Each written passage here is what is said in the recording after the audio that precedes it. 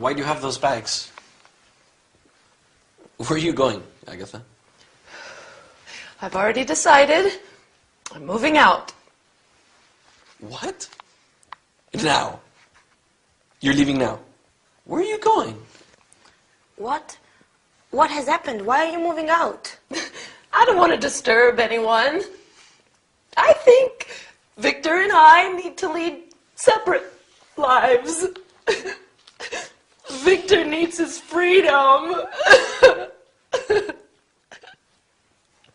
I'm so upset. Not everyone has the same character. Elena, you're timid and shy. Victor's more reserved. Not everyone is sociable and outgoing like me. I'm too demanding. Now you're being dramatic. I don't fit in here. I'm leaving. I'm going to Betty's. Upset? Does it mean sad? Yes, a combination of sad and angry. Perhaps you didn't like the new furniture Victor bought while you were away. She said she liked the bookcase. Anyway, you're not moving out. Don't be ridiculous. Where will you live? I'm going to stay with Betty for a few weeks. Then I'll decide. Are you two fighting? No. Well, we had an argument last night. You just have to respect other people's decisions more. That's all. You don't have to move out.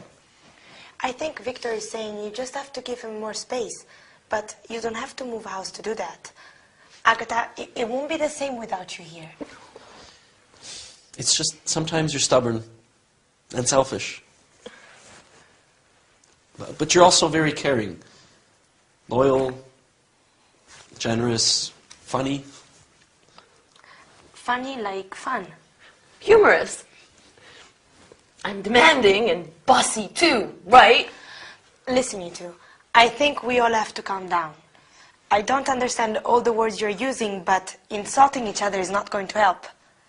Victor, you have a lot to do, and I am sure you've been a little anxious recently. Sorry, Agatha. When I'm studying for exams, I become very nervous. This is an important time for me. See? Agatha, he's apologizing, and I'm sure he's going to be kind and understanding from now on.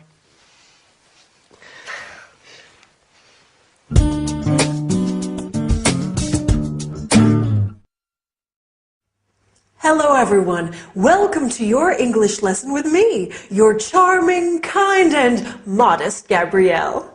That is an important part of our lesson today, how to describe people's character and personality. That was the problem in our sitcom, wasn't it?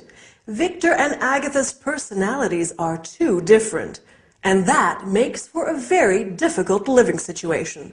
So, as well as describing personality, we will also review the future tense, using will, going to, and the present continuous and the present simple, and study the expression have to in the future. Oh, I'm giving a party next Saturday. It's Dylan's birthday. Are you going to come? Sure, you'll love it. Right, first let's review the future tenses. Do you remember when we use the verb to be plus going to? That's right. We use it to talk about future plans and intentions. Like when Agatha says, I'm going to stay with Betty.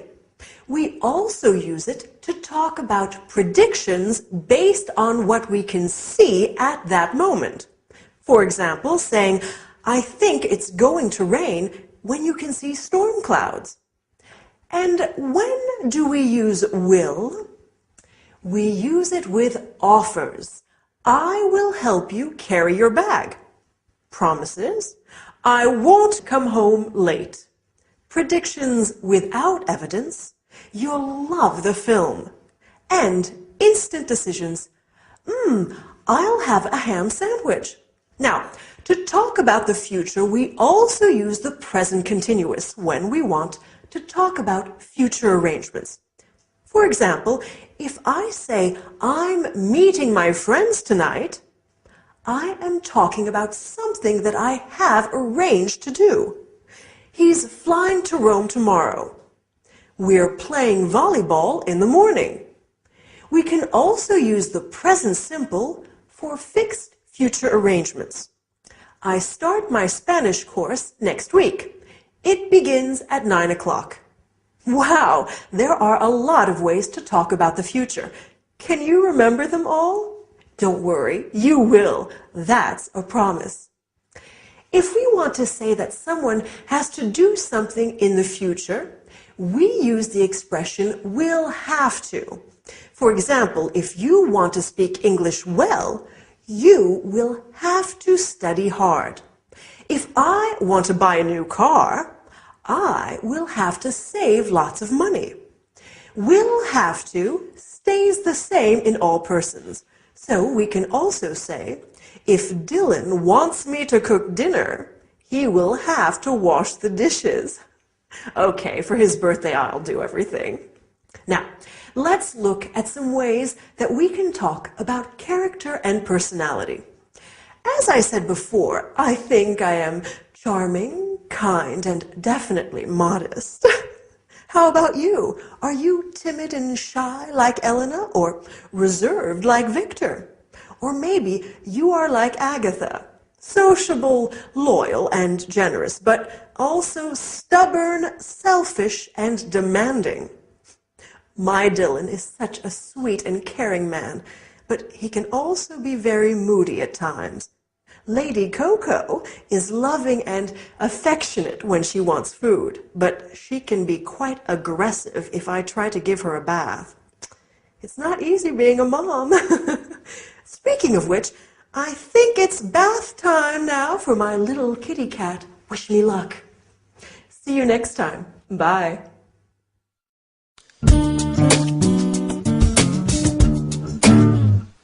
Did you get caught in the rain? Is it still raining? Well, I wasn't swimming in the Thames.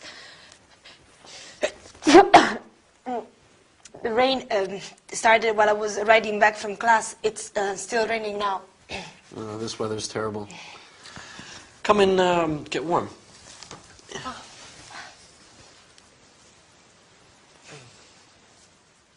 There you go. Is Agatha home? No, she was on her way to yoga when I came back from class. I hope you're not coming down with a cold. Your hair's still wet. There, pass me the towel. I'll dry it for you. Thanks. That feels nice. Last night, when I came back from work, it was also raining. That's London. If you move a little closer, I can reach the back of your head better.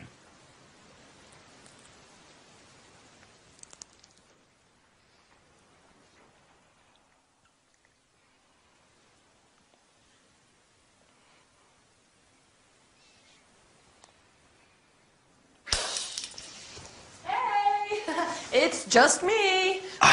Are you okay? All's well.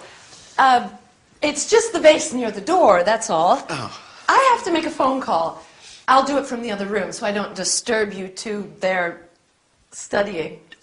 You don't have to. We can go upstairs. I can go to my bedroom, and Elena is better off drying her hair in the bathroom. Yes, of course.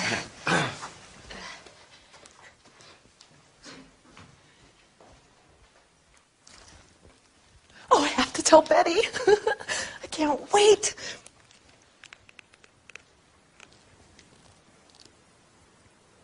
Good morning. May I speak to Betty Summers, please? Betty, you'll never guess. Betty? Oops. Sorry, wrong Betty. Could you put me through to Betty Summers, please? She works in the accounts department on the second floor, extension 566. Yes, I'll hold. Thanks. Betty, you'll never guess what my little brother was doing when I came home. He was sitting on the sofa kissing Elena. No, they were definitely kissing. It wasn't just a quick kiss. They were kissing when I arrived home.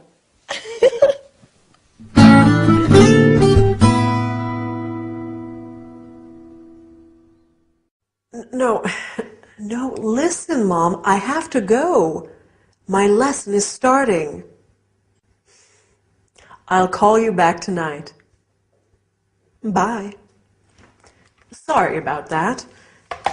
My mom loves talking on the phone. It's sometimes difficult to get her to stop. Well, how about the sitcom today? It was getting pretty steamy on the sofa, wasn't it? Anyway, let's look at what we are going to study today. First, we will look at the past continuous. For example, I was walking. You were dancing. Then we will look at some prepositions of place and movement, such as in, on, at, and by. Then finally, we will learn some language used on the telephone. Okay? Let's get started. So, when poor Elena came in, she said that the rain started while she was riding back from class. This is an example of the past continuous. The verb to be in the past, so was or were, plus the verb in ing. I was cycling. You were speaking. She was studying. We use the past continuous to describe an action that was in progress in the past. We often use it with the past simple to describe a long action interrupted by another action. For example, I was walking down the street when I saw John. She was washing the car when it started to rain. We also use it to describe two past actions happening simultaneously. As Agatha said, he was sitting on the sofa kissing Elena, meaning he was sitting on the sofa and he was kissing Elena. I was cutting the vegetables while Dylan was pouring the wine. Do you see? Now, let's look at some prepositions of place and movement. Has anyone seen my bag? Oh, here it is on the table. Oh, I'm so forgetful. I can't remember where I put my keys either. Oh, silly me. Here they are in my bag. I remember I put them into my bag so I wouldn't lose them.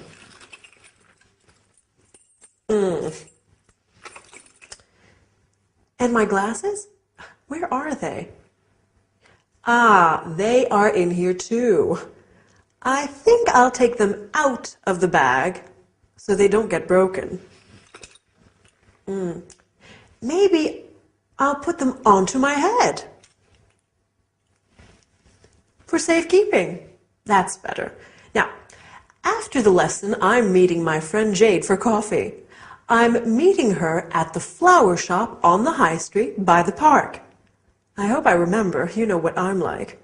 Okay, finally, I want us to study some telephone language. Do you remember what Agatha said on the phone?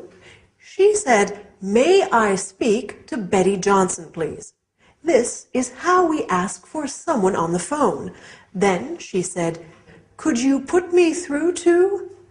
This is what we say when we are talking to a secretary or receptionist of a business and want to talk to someone specific. Please hold on. To be on hold means to wait to be connected to someone. You often hear some really dreadful music while on hold. We also have some important phrasal verbs in the English telephone language. To pick up is to answer the phone, and to hang up is to end the call. Okay? So now you know how to have a phone conversation in English. Good work. Well, that's all for today. See you next time, or maybe give me a call. Do you want green tea or black, Agatha? Oh, green, please. It's supposed to be very good for you. You've never had green tea before, Agatha. You said it tastes bitter. Are you starting a new diet? No, I just think I need to be a little healthier. When I was a young girl, I loved watching Mother make afternoon tea. Her grandmother taught her how to make a proper pot of tea. When we were children, Agatha and Betty would help Mum make her special jam drop biscuits. Oh, what are jam drop biscuits? They're biscuits, which you push your thumb into to leave a little hole to put the delicious homemade strawberry jam into. Dad and I love them. Our cousins always had apple cakes with their tea, but jam drops were our favorite. Although Aunt Mary has always made marvelous jams. This tea is good. Mum sent it from Manchester. That's where our grandmother's from. She goes often to visit relatives and old school friends. Oh, where are you two from originally? Well, Mom's family is from Manchester, and Dad's from the U.S. We spent our school years living with our dad's family in Arizona until he was transferred here with work. Then we lived in a flat in Flagstaff, and we used to visit our grandmother. Oh. On the farm, in the country. Okay, guys, I have something to tell you.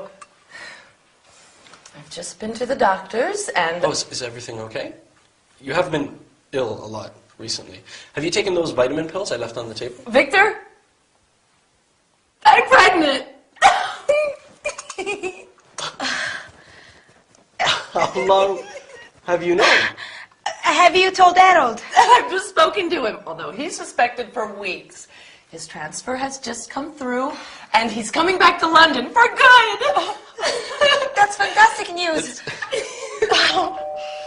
I wonder who that is. I'll go.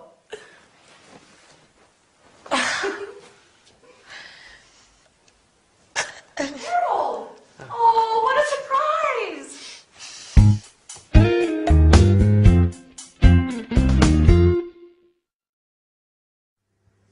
Hi there! Big news for our friends in the sitcom today. No wonder Agatha is being so careful with her diet lately. And that's great news about Harold coming back, isn't it? Anyway, on with today's lesson. We're going to study the present perfect. For example, I have lived here for 2 years. Then we are going to look at questions and expressions with the word like.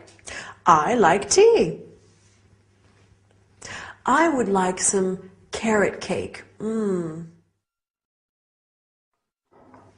you remember what Lady Coco is like? Here she is. I'm sure you like her. Finally, we will look at how to describe your childhood. I'm curious. Are you ready? Let's get started. So, in the sitcom today, Elena said, "You've never had green tea before." This is an example of the present perfect. We make the present perfect with the verb have plus the past participle of the verb. I have seen this film twice. We use the present perfect to talk about experiences in our lives when the time is not really important. I have been to India. I have been to South Africa. I've been to France, for example. We can also use it to describe an action that started in the past and continues up to now. He has lived here since 1999. It means he's still living here. I've been singing since I was a child, and I keep doing it now. Another use of the present perfect is to describe an action that happened in the past that has a result in the present, an influence on it. Have you done your homework? Yes, I have. So you can go out now. Agatha said, I've just spoken to him, and now he knows everything. We use the word just when the action happened very recently. You have just learned how to use the present perfect. Well done. Now, let's look at the word like. We use like in many ways. For example, I like chocolate, and I would like some chocolate ice cream. We can also say, I look like my mom. He looks like a rugby player, to describe somebody's physical appearance. We can use like to compare things. Your hair is like silk, or your eyes are like stars. We can also say, what is he like? to ask about someone's appearance and personality. What is Dylan like? He's kind, generous, and very handsome. Compare this to the question, how is he? He's fine, thanks. We ask, how is he, when we are inquiring about someone's health and well-being. How are you? I hope you are fine as well. In our sitcom today, Agatha talks about her past. When we talk about our childhood, we often say, when I was a little girl, or when I was 14. We talk about our past using the simple past tense. Victor says, we spent our school years living with Dad's family. This is another way of describing our childhood. Agatha says, we used to visit our granny.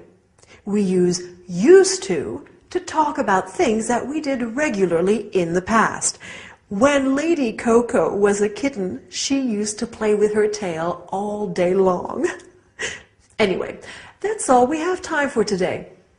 Hope you enjoyed the lesson. Bye!